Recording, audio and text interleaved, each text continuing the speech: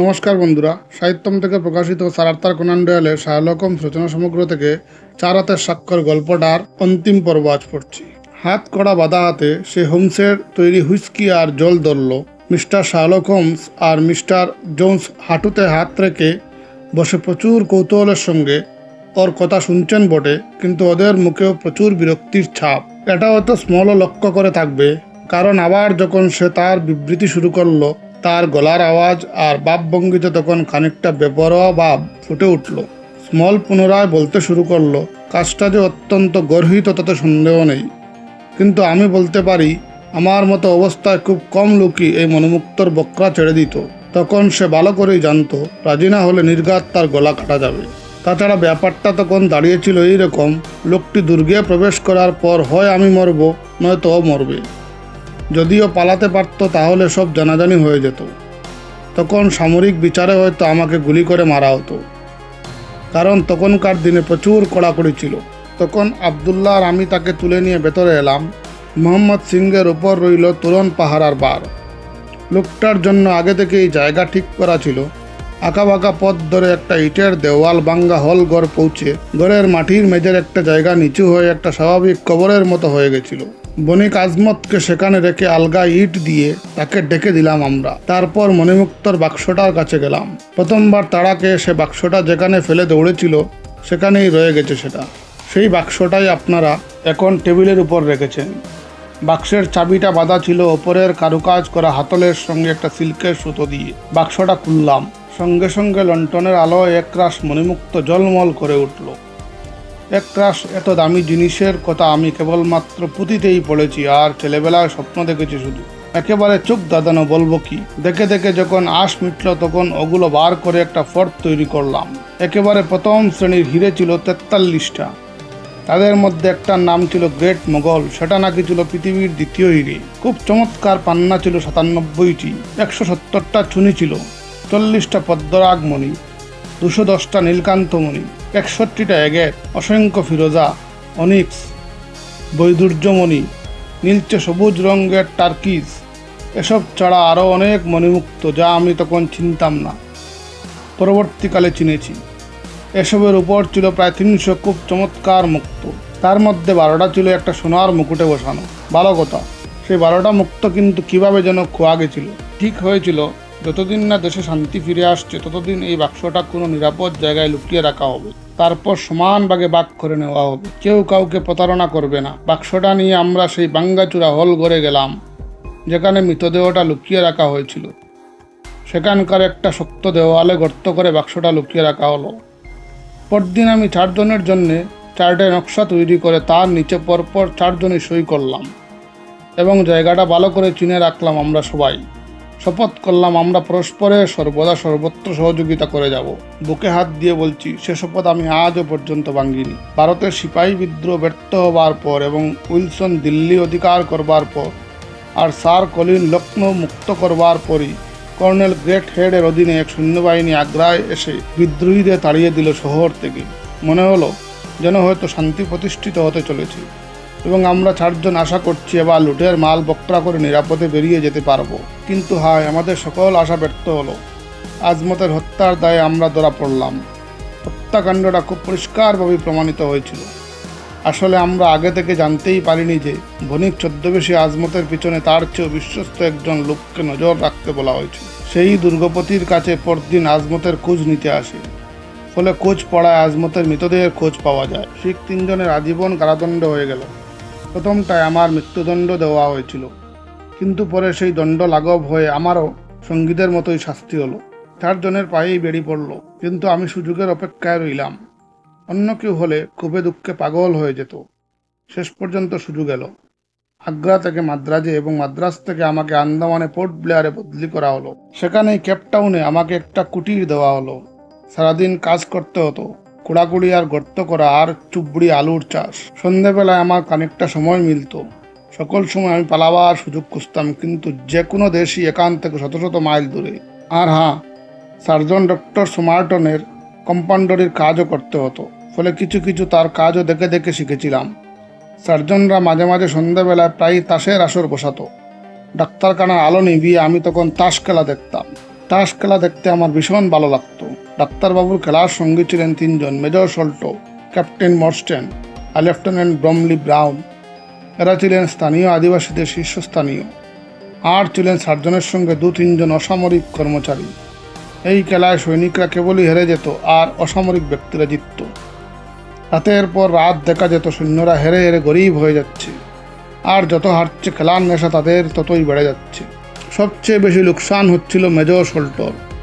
প্রথম তিনি খেলতেন নোট আর গিনিবাজি রেখে, কিন্তু কিছুদিনের মধ্যেই দেখা গেল তিনি খেলছেন হ্যান্ড নোট দিয়ে। বেশি রাখবার জন্য ওরা তাকে জিততে দিত, কিন্তু তারপরেই আবার ভাগ্য তার উপর বিরূপ হতো আগের চেয়েও বেশি মাত্রায়। থমথমে মুখে তিনি ঘুরতেন ফিরতেন সারাদিন, আর তারপর এমন নেশা করতে শুরু করলেন যা তা সহ্য হতো না। একদিন রাতে তিনি খুব বড় লোকসান খেলেন। এতটা হার আগে কখনো হারেননি। আমি আমার কুটিরে বসেছিলাম। নিজের কোয়ার্টারে যাবার পথে তিনি আর ক্যাপ্টেন মর্স্টেন টলতে যাচ্ছিলেন আমার কুটিরের পাশ দিয়ে। খুবই অন্তরঙ্গ ছিলেন তারা, প্রায় সব সময় একসঙ্গে থাকতেন। লোকসানের কথা নিয়ে এদিন মেজর খুব চেঁচামেচি করছিলেন। মেজর সল্টো আমার কুটিরের পাশ দিয়ে যেতে যেতে বলছিলেন, সব গেছে মর্স্টেন, আমি সর্বশান্ত হয়ে গেছি। কিসব বাজে বকছো? আমি নিজেও তো প্রচুর লোকসান খেয়েছি, কিন্তু তাই বলে এই পর্যন্তই আমি শুনতে পেলাম। এর দিন 2 পরে মেজর সল্টো সমুদ্র তীরে বেড়ানোর সময় সুযোগ মতো বললাম, একটা বিষয়ে আপনার কাছে উপদেশ নিতে এসেছি মেজর সল্টো। তার সম্মতি পেতেই আমি আমতা করে বললাম, স্যার, গুপ্তধন পেলে তা কার হাতে দেওয়া উচিত? লক্ষ পাউন্ড দামের ধনরত্ন কোথায় আছে আমি জানি, এবং নিজে যখন সেটা নিতে পারছি না, তখন তো আমার মনে হয় ঠিক যার প্রাপ্য তার কাছেই তুলে দেওয়া উচিত। হয়তো সেক্ষেত্রে আমার জেল কাটার মেয়াদ খানিকটা কমতে পারে। কি বললে স্মল, 5 লক্ষ? হাবিকে কঠিন দৃষ্টিতে তিনি আমার মুখের দিকে তাকালেন। আমি সত্য বলছি কিনা তাই দেখতে। আজ্ঞে হে স্যার, মণিমুক্তই মিলে যে যাবে সেই পেতে পারে। আর সবচেয়ে আশ্চর্যের ব্যাপার এই যে আসল মালিক সে দেশ থেকে নির্বাসিত হওয়ায় তার কোনো অধিকার এতে নেই, তাই যে পাবে তারই হবে ওটা। তুতলাতে তিনি বললেন, না স্মল, তা নয়, সরকারের বর্তাবে ওটা। তেমে এমনভাবে কথাটা বললেন যে আমার আর বুঝতে বাকি রইল না যে আমিও একে হাত করতে পেরেছি। ছোট্ট করে আমি বললাম, তাহলে কি খবরটা বড়লাটকে জানিয়ে দেব?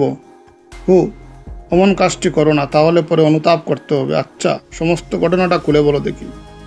সব জানালাম তাকে। সব শুনে তিনি দ্বন্দ্ব চিন্তায় ডুবে রইলেন। শেষ পর্যন্ত বললেন, দেখো স্মল, ব্যাপারটা অত্যন্ত গুরুতর।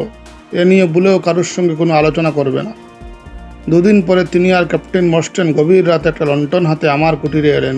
বললেন, সমস্ত ঘটনাটা তুমি নিজের মুখে ক্যাপ্টেন মর্স্টেনকে শোনাও। সব শুনে মর্স্টেন গা নেড়ে সায় দিলেন। লোভ আর উত্তেজনার আতিশয্যে তার 2 চোখ জ্বলছিল। আমাদের মধ্যে চুক্তি হয়ে গেল। শর্ত হলো ওরা অংশীদার হয়ে 5 ভাগের 1 ভাগ অর্থাৎ 50,000 পাউন্ড পাবে। সে টাকাটা ওরা ভাগ করে নেবে, আর ওরা তাদের এখান থেকে পালিয়ে যেতে সাহায্য করবে। আমরা এই 2 অফিসারকে আগ্রা দুর্গের যেখানটায় মুক্তগুলো রাখা হয়েছিল তার একটা নকশা দিলাম। মেজর সল্টো ভারতে গিয়ে আমাদের কথা সত্যতা যাচাই করবেন এবং বাক্সটার সন্ধান পেলে সেখানেই রেখে আসবেন। পথের উপযুক্ত রসদ সাজিয়ে একটা ছোট ইয়ট পাঠাবেন। সেটা বটল্যান্ড দ্বীপের দূরে থাকবে। সেখানে গিয়ে সেই ইয়েটে করে আমরা যাত্রা করব, আর তিনি শেষ পর্যন্ত আবার নিজের কাজে লিপ্ত হবেন।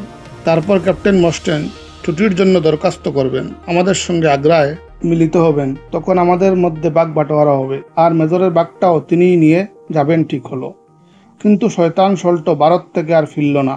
কিছুদিন পরেই ক্যাপ্টেন মর্স্টেন এক ডাক লঞ্চের যাত্রীদের তালিকায় আমাদের সল্টোর নাম দেখালেন। তার কাকার মৃত্যুতে এক বিশাল সম্পত্তি তার উপর বর্তায় এবং তিনি সৈন্যবাহিনীর চাকরি ছেড়ে দেন। অথচ তা সত্ত্বেও তিনি কি নিচুতেই না নামলেন। 5 জনের সঙ্গে কি জঘন্য ব্যবহারই না করলেন। কিছুদিন পরেই মর্স্টেন আগ্রায় যান এবং দেখেন মণিমুক্ত সব সত্যিই উদাও। চুরি করেছে শয়তানটা। যে শর্তে আমরা শপথ করেছিলাম তার একটাও পালন করিনি। সেই দিন থেকেই আমি বেঁচে আছি কেবল প্রতিহিংসা গ্রহণের জন্য।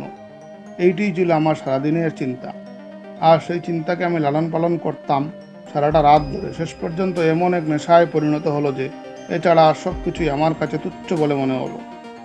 আইনের বয় বা ফাঁসি কাটের বয় পর্যন্ত আমার রইল না। মুক্তি লাভ করা, সল্টোকে খুঁজে বার করে তার গলা টিপে দেওয়া আমার একমাত্র চিন্তা তখন তাই। এমনকি সল্টোকে হত্যা করার এই বাসনার তুলনায় আগ্রার ধনরত্ন পর্যন্ত গৌণ হয়ে গেল। জীবনে যত ব্যাপারে আমি কৃতসংকল্প হয়েছি তার কোনোটাতে ব্যর্থ হইনি। কিন্তু সে সুযোগ এলো বেশ কয়েকটি ক্রান্তিকর বছর কেটে যাওয়ার পরে। এই দীর্ঘ কাহিনী নিশ্চয়ই আপনাদের কাছে ক্লান্তিকর মনে হচ্ছে এবং আমি জানি যে বন্ধুবো মিস্টার জোন্স ব্যস্ত হয়ে উঠেছেন আমাকে নিরাপদে হাজতে পুরাবার জন্য। তাই আমি চেষ্টা করেছি যতটা সম্ভব সংক্ষেপে বলতে। আপনারা আর একটু ধৈর্য ধরুন। আগেই বলেছি যে ওষুধের ব্যাপারে আমি কিছু কিছু শিক্ষা পেয়েছিলাম। একদিন ডক্টর সমার্টন তখন জ্বরে অসুস্থ। এক খর্বাকায় দিব্যাসীকে একদল কয়েদি বন থেকে নিয়ে আসে। অসুস্থ মুমূর্ষ লোকটি গেছিল নির্জনে মৃত্যুবরণ করতে। লোকটি অল্প বয়স্ক, সাপের মতো বিষাক্ত, কিন্তু তবুও আমি তাকে গ্রহণ করলাম এবং 2 মাসের মধ্যেই সারিয়ে তুললাম। সে হাঁটতে সক্ষম হলো। তখন থেকে তার আমাকে খুব পছন্দ। আর সে বনে ফিরতে চাইতো না, সব সময় আমার সঙ্গে সঙ্গে ঘুরত। আমি তার কাছ থেকে তার বাসা একটু একটু শিখেছিলাম বলেই আমি ক্রমশ তার প্রিয়পাত্র হয়ে উঠলাম। তার নাম ছিল টুঙ্গা। তার একটা বড় কেন নৌকো ছিল। সে নৌকো চালাতো। যখন বুঝলাম সে আমার অত্যন্ত অনুগত এবং আমার জন্য যে কোনো কাজ করতে রাজি, তখন বুঝলাম পালাবার এই সুযোগ। এ নিয়ে ওর সঙ্গে আলোচনা করলাম। একটা পুরনো জেটি, যেটার উপর কোনো পাহারা ছিল না, ঠিক হলো এক নির্দিষ্ট সন্ধ্যায় সে সেখানে তার নৌকো কেন নিয়ে এসে আমায় তুলে দেবে। বলেছিলাম বেশ কয়েকটা লাউয়ের পাত্রে জল, অনেক চুবড়ি আলু আর নারকেল এবং মিষ্টি আলু নৌকোয় তুলতে। বিশ্বস্ত টুঙ্গাকে নিয়ে সমুদ্রযাত্রা শুরু করলাম। টুঙ্গা তার যাবতীয় সম্পত্তি নিয়েছিল, এমনকি অস্ত্রশস্ত্র, আর তার দেবতারাও বাদ পড়েনি। আর ছিল একটা লম্বা বাঁশের বল্লম আর খানিকটা আন্দামানি নারকেল চুবড়ার মাদুর। এটা দিয়ে আমি একটা কাজ চালানো গুছের পাল তৈরি করে নিলাম। 10 দিন ধরে আমরা এলোমেলোভাবে চললাম। 11 দিনের দিন এক ব্যবসায়ী আমাদের তুলে নেন। প্রচুর মালয়ী তীর্থযাত্রী নিয়ে তিনি যাচ্ছিলেন সিঙ্গাপুর থেকে ডিড্ডায়। যাত্রীরা সব অদ্ভুত। যাই হোক, টুঙ্গা আর আমি গুছিয়ে নিলাম ওদের মধ্যে। অনেক বাধা বিপত্তি অতিক্রম করে 3-4 বছর বাদে ইংল্যান্ডে এসে পৌঁছলাম। সল্টর ঠিকানা বার করতে বিশেষ অসুবিধা হলো না। তখন এমন একজনের সঙ্গে ভাব করলাম যে আমাকে সাহায্য করতে পারে। নাম বলবো না, কারণ আমি চাই না আর কেউ এতে জড়িয়ে পড়ুক। যাই হোক, শেষ পর্যন্ত জানতে পারলাম যে সল্ট মণিমুক্তগুলো নিজের কাছেই রেখেছে। তখন অনেক রকমের চেষ্টা করলাম তার কাছে যেতে, কিন্তু অত্যন্ত দূরত্ব ছিল সে। 2জন মল্লবীরকে রেখেছিল প্রহরী করে, তাছাড়া তার 2 ছেলে আর তার খিদমতকারও পাহারা দিত। একদিন খবর পেলাম সে মরতে বসেছে। তাড়াতাড়ি সেখানে গিয়ে জানলা দিয়ে তাকিয়ে দেখলাম সে বিছানায় শুয়ে, তার 2 ছেলে বিছানার 2 দিকে। নির্ঘাত গিয়ে বোঝাপড়া করতাম 3 জনের সঙ্গে, কিন্তু দেখলাম সল্টর চোয়াল ঝুলে পড়েছে, অর্থাৎ তার মৃত্যু হয়েছে। সে রাতে গিয়ে আমি তার ঘরের কাগজপত্র তন্ন তন্ন করে খুঁজে দেখলাম, যদি কোথাও উল্লেখ পাই দণ্ডরত্ন কোথায় লুকিয়ে রেখেছে, কিন্তু কোথাও কিছু পেলাম না। মনটা বিষিয়ে গেল। ফেরার আগে মনে হলো যদি কখনো শিখ বন্ধুদের সঙ্গে দেখা হয়, হয়তো তারা তৃপ্তি পাবে জেনে যে আমি আমার ঘৃণার কিছুটা নিদর্শন ওখানে রেখে এসেছি। এই ভেবে 4 জনের নাম দলিলটায় যেভাবে ছিল সেইভাবে এক টুকরো কাগজে লিখে পিন দিয়ে এঁটে দিলাম তার বুকে। যাদের উপর সে ডাকাতি করেছে, যাদের বোকা বানিয়েছে, তাদের কোনো কিছু নিদর্শন না নিয়ে কবরে যাবে, এটা আমার কিছুতেই সহ্য হচ্ছিল না। বেচারা টঙ্গকে মেলায় মেলায় কৃষ্ণকায় নরকাদক হিসেবে দেখিয়ে ইতিমধ্যে আমি জীবিকা নির্বাহ করেছি। সে কাঁচা মাংস খেত, তাদের যুদ্ধের নাচ নাচত, ফলে দিনের শেষে কোনোদিনই পয়সার অভাব হতো না। এদিকে আমি পন্ডিচারি লজের খবর রেখে চলেছি। কয়েক বছরের মধ্যে খবরেই যে তারা দণ্ডরত্নের খোঁজ করে চলেছে। শেষ পর্যন্ত এলো সেই খবর যার প্রতীক্ষায় ছিলাম। পাওয়া গেল মণিমুক্ত বার্থলোমিউ সল্টর রাসায়নিক গবেষণাগারের উপরের ঘরে। সঙ্গে সঙ্গে গিয়ে দেখে এলাম জায়গাটা, কিন্তু ভেবে পেলাম না এই কাঠের পা নিয়ে ওখানে কি করে উঠব। শুনলাম ছাদে একটা চূড়া দরজা আছে।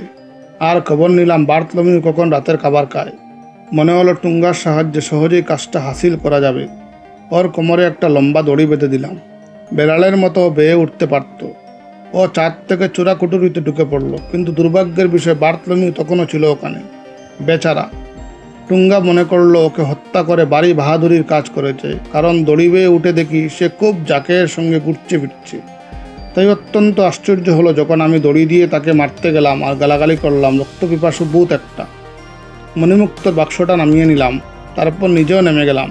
তার আগে 4 জনের স্বাক্ষর করে একটা কাগজ টেবিলের উপর রেখে এলাম, এই জানাতে যে শেষ পর্যন্ত সম্পদটা প্রকৃত অধিকারীর কাছে এসেছে। তারপর টুঙ্গা দড়িটা টেনে নিয়ে নিজে নেমে এলো যে পথে প্রবেশ করেছিল। শার্লক হোমস বললেন, অত্যন্ত চিত্তাকর্ষক এক কাহিনীর অবতারণা করলেন। অবশ্য আপনার বিবৃতির শেষ অংশটা আমার জানা ছিল, কেবল এইটুকু বাদে যে দড়িটা আপনি সঙ্গে করে এনেছিলেন। আচ্ছা, ভালো কথা।